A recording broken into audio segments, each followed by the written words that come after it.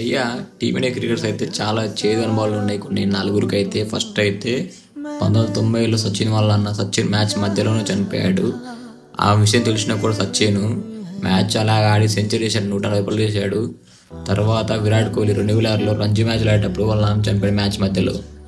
ఆ విషయం తెలిసినా కూడా విరాట్ కోహ్లీ వెళ్ళకుండా మ్యాచ్ అయిపోయి వెళ్ళాడు. అంటే ఒక తండ్రి లేని లోటు, తండ్రి చనిపోయిన బాధ ఎంతలా ఉంటుందో మీకు అంతా తెలిసి ఉంటుంది అనుకుంటా. అలాగే 2020లో సిరాజ్ కూడా ఇలానే జరిగింది. మ్యాచ్ మధ్యలోనే సిరాజ్ వల్ల చనిపోయాడు. తర్వాత ఈ రింకు సింగ్ ఈయన కూడా నేను మ్యాచ్లో వాళ్ళ నాయన చనిపోయాడని తెలిసిన తర్వాత వెంటనే అవుట్ వెళ్ళాడు. కానీ ఒక తండ్రి ఒక కొడుకుల రిలేషన్షిప్ ఎలా ఉంటుందో చాలా బాధాకరంగా ఉంటుంది. తండ్రి లేని లోటు ఒక కొడుకు తెలుసు, ఎందుకంటే కుటుంబ బాధ్యతలు చాలా ఉంటాయి కొడుకుల మీద. తండ్రి లేకపోతే మీకు ఎలా ఉంటుందో కామెంట్ చేయండి. తండ్రి లేని బాధ చాలా మందికి తెలిసే ఉంటుంది, తండ్రి లేని వాళ్ళు. సో కామెంట్ చేయండి ఫ్రెండ్స్ ఎలా ఉంటుందో.